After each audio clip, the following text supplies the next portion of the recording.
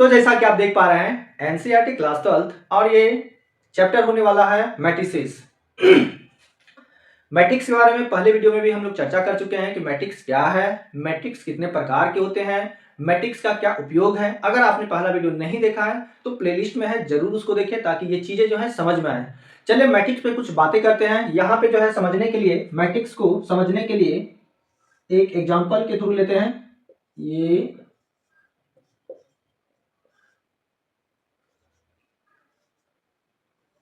मान लेते हैं कि A इक्वल टू, ये एक मैट्रिक्स है, ठीक है। एक मैट्रिक्स है और इसमें हम देखते हैं कि क्या क्या चीजें होती हैं। तो जैसा कि हम बताएं कि इसमें जितने भी ये अंक दिखाई दे रहे हैं इसको क्या बोलते हैं, क्या बोलते हैं, इसको बोलते हैं एलिमेंट्स। इसको क्या बोलेंगे, एलिमेंट्स। ये जितने भी अंक नजर आ रहे हैं, ये है ना, जितने भी संख्या नजर आ रहे हैं इसको बोलेंगे अवयव, ठीक।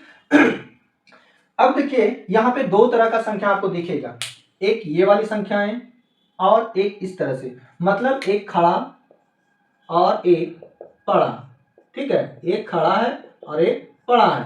पड़ा मतलब सोया हुआ, जैसे कि देखिए ये खड़ा और ये पड़ा, ठीक है। ये जो है खड़ा है और ये सोया हुआ, तो संख्या भी यहाँ दो तरह से, एक इस तरह से और एक इस तरह से। तो जो खड़ा है, क्या बोले कि जो खड़ा है, खड़ा कौन रहता है, खड़ा कौन रहता है, ख से खड़ा और ख से क्या होगा, तो यहाँ पे खड़ा कौन रहेगा, तो स्तंभ, है ना, जिसको हम लोग पिलर भी बोलते हैं। खड़ा कौन रहता है, स्तंभ, या इसको हम लोग बोलेंगे कॉलम। इसको क्या बोलेंगे, कॉलम बोलेंगे, ठीक है। तो जो चीजें खड़ा है ये सब हमारा क्या होगा, ये होगा स्तंभ। इसको क्या बोलेंगे, स्तंभ बोलेंगे, ठीक है। और भी इसमें जो है स्तंभ जुड़ सकता है इधर, ठीक है। जो खड़ा है वो हमारा स्तंभ है या कॉलम है, और जो पड़ा हुआ है ये सारी अंक, ये सभी संख्याएं, ये सबको हम लोग बोलेंगे प से पड़ा, प से पंक्ति। याद रहेगा, अरे याद रहेगा प्यारे। क्या बोले कि जो पड़ा है वही पंक्ति है, जो खड़ा है वही स्तंभ है। तो ये हमारा क्या होगा, पंक्ति, और ये भी साहब हमारा क्या है, पंक्ति, ठीक है। ये कहने का मतलब यहां से यहां, यहां से यहां, यहां से यहां, और ये स्तंभ कर रहे हैं मतलब यहां से लेके यहां, ये पूरा स्तंभ ये। तो अगर इस मैट्रिक्स में हम बात करें तो यहाँ पे क्या आपको दिख रहा है कि दो स्तंभ और तीन पंक्ति है ना, दो स्तंभ है और तीन पंक्ति है। तब यहाँ पे हम लोग लिखते हैं, इसको मेंशन करते हैं कि ये मैट्रिक्स का जो ऑर्डर है, ऑर्डर ऑफ मैट्रिक्स, ठीक है, ऑर्डर ऑफ मैट्रिक्स, क्या बोलेंगे, ऑर्डर ऑफ मैट्रिक्स, ठीक है। मतलब कि अवयव की कोटि, इसको हिंदी में क्या बोलेंगे, अवयव, देखिए थोड़ी मोड़ी इंग्लिश भी रखिए पास में, अवयव की कोटि, ये आपको मदद ही करेगी, ठीक है ना। अवयव की कोटि। तो ऑर्डर ऑफ मैट्रिक्स में हम क्या करेंगे कि पहले लिखेंगे पंक्ति को, पहले पंक्ति को, फिर जो है स्तंभ को। तो पंक्ति कितने हैं, तो 3, स्तंभ कितने हैं, इंटू 2, है ना। अगर हम पूछें कि इस मैट्रिक्स का ऑर्डर क्या है, कोटि क्या है, तो आप क्या बोलिएगा कि 3 इंटू 2, 3 इंटू 2। मतलब ये देखने से पता चल रहा है कि इसमें जो है 3 पंक्ति है और 2 स्तंभ है। समझ पा रहे बात को, क्या बोले कि 3 इंटू 2 कहने का मतलब क्या हुआ, इसमें 3 पंक्ति है और 2 स्तंभ है, ठीक है।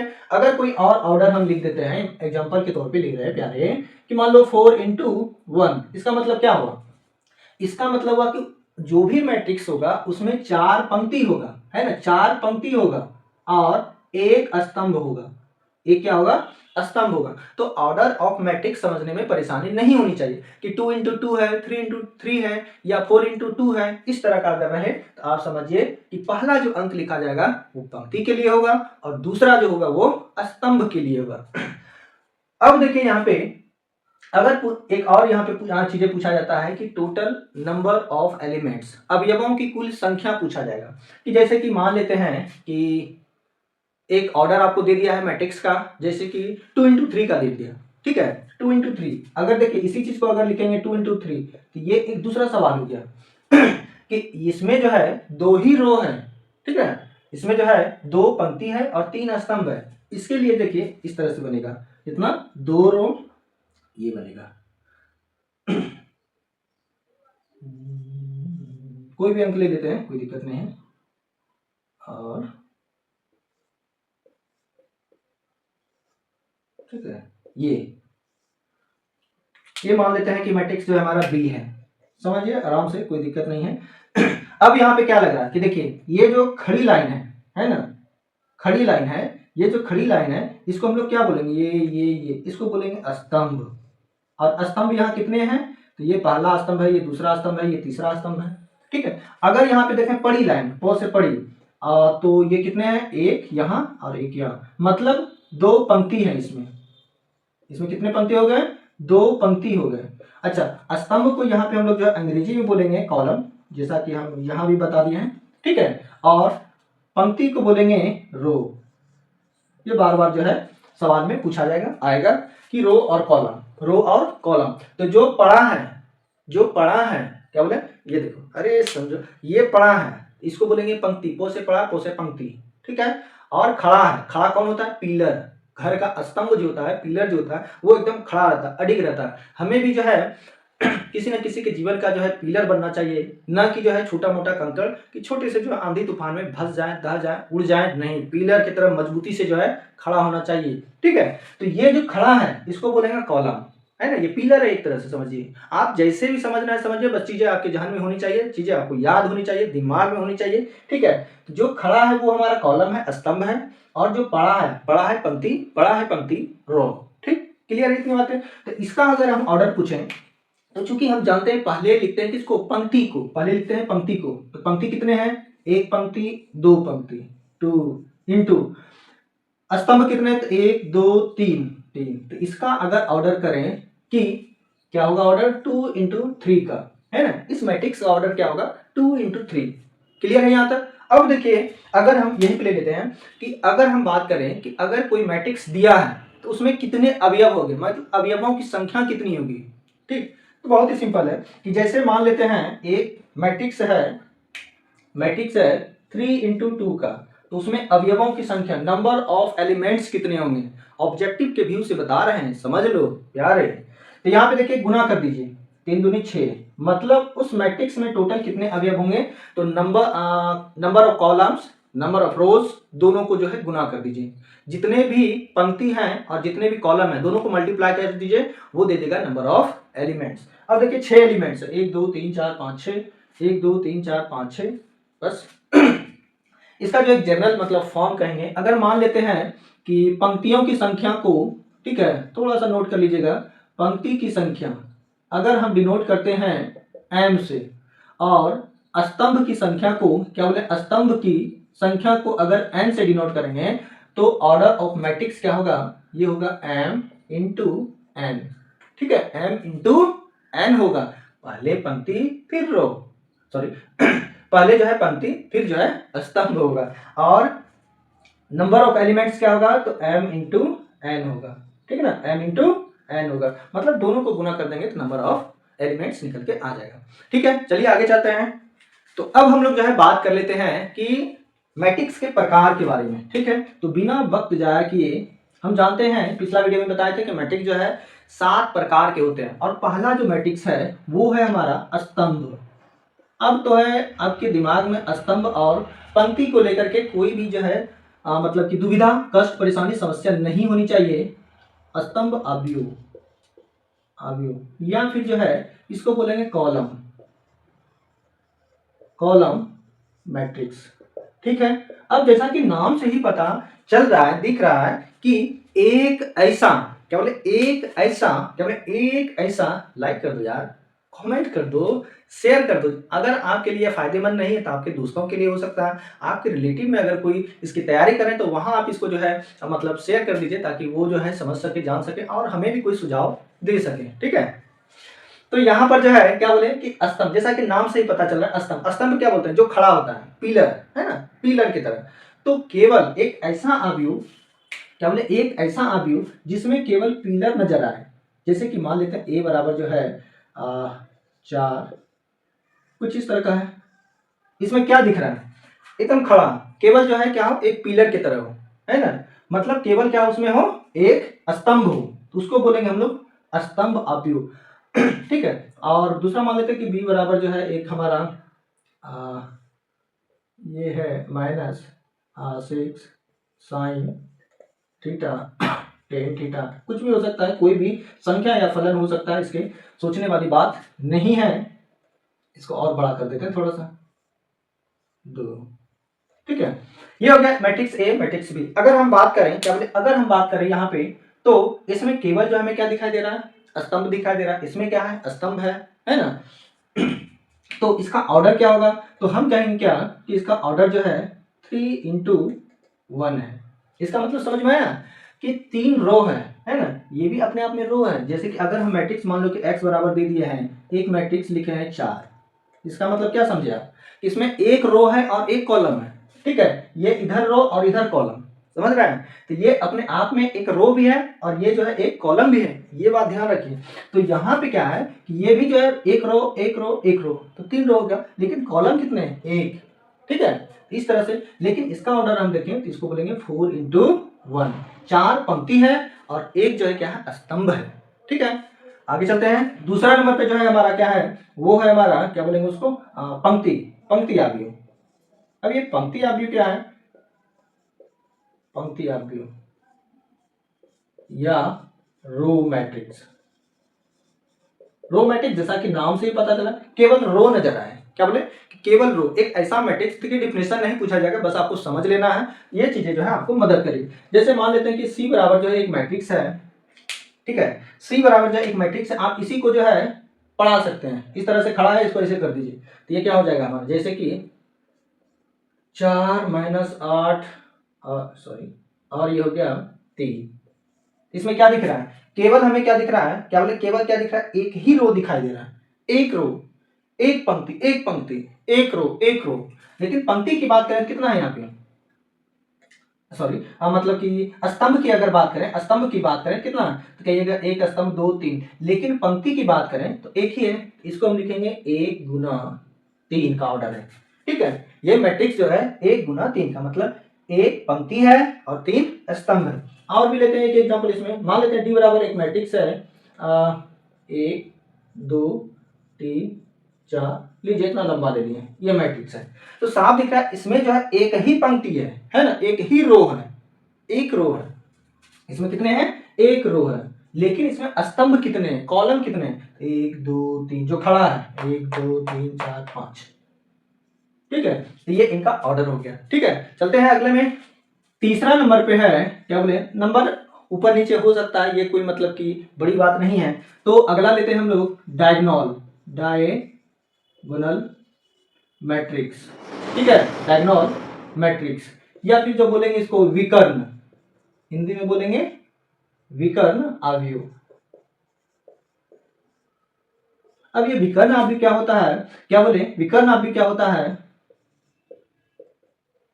एक ऐसा आव्यूह, क्या बोले, विकर्ण में क्या होगा कि एक ऐसा आव्यूह कि जिसमें विकर्ण छोड़कर, विकर्ण को छोड़कर बाकी जितने भी अवयव होंगे जीरो होंगे, ठीक है, क्या होंगे, जीरो होंगे। जैसे कि मान लेते हैं -4 0 0 0 4 0,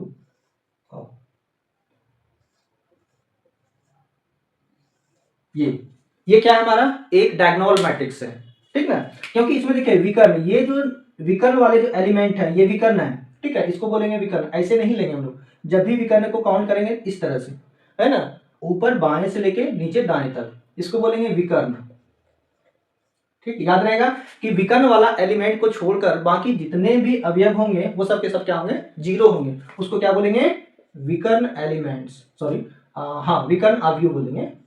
और जैसे कि 1 0 0 2, इस तरह से भी ले सकते हैं। तो यहाँ पे भी साफ दिख रहा है, क्या बोले, यहाँ पे भी दिख रहा है क्या कि ये विकर्ण वाला तो ठीक है, कुछ भी हो सकता है, कोई भी नंबर्स या फलन हो सकते हैं, लेकिन इस डायगोनल के अलावे जो अदर एलिमेंट्स हैं वो जीरो हो जाए तब कहेंगे उसको विकर्ण आव्यूह, ठीक है। अगले लेते हैं हम लोग अगला है, क्या बोले, अगला है 4 नंबर पे जो है, 4 नंबर पे स्क्वायर,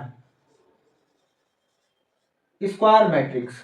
अब ये स्क्वायर मैट्रिक्स क्या होता है, जैसा कि नाम से ही पता चल रहा है, वर्ग आव्यूह, ठीक है, वर्ग आव्यूह। अब नाम से ही पता चल रहा है स्क्वायर क्या होता है कि मतलब जिसका एल और बी दोनों पक्ष, ठीक है, पंक्ति और स्तंभ दोनों जो है बराबर हो। जैसे में आप देखिए, अरे जहां देखो रे प्यारे, क्या बोले कि देखो ये 2 3 4 5। ये क्या कहेंगे इसको?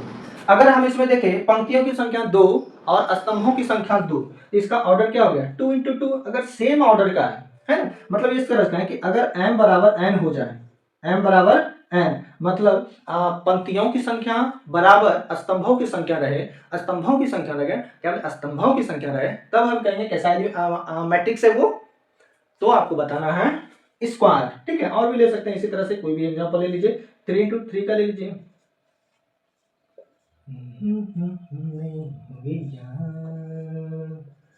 इस तरह से ले सकते हैं। ये हम एक एग्जांपल के लिए दे रहे हैं, ठीक है, इसको मतलब और किसी भी व्यू से नहीं देखना है इसको, हम आपको एग्जांपल दे रहे हैं और कोई भी जो है अंक लिख दे रहे हैं, इससे समस्या नहीं होनी चाहिए, बस आपको चीजें समझ में होनी चाहिए। तो ये है 3 इंटू 3, जितने पंक्ति हैं उतने स्तंभ होने चाहिए। ठीक है, आगे चलते हैं।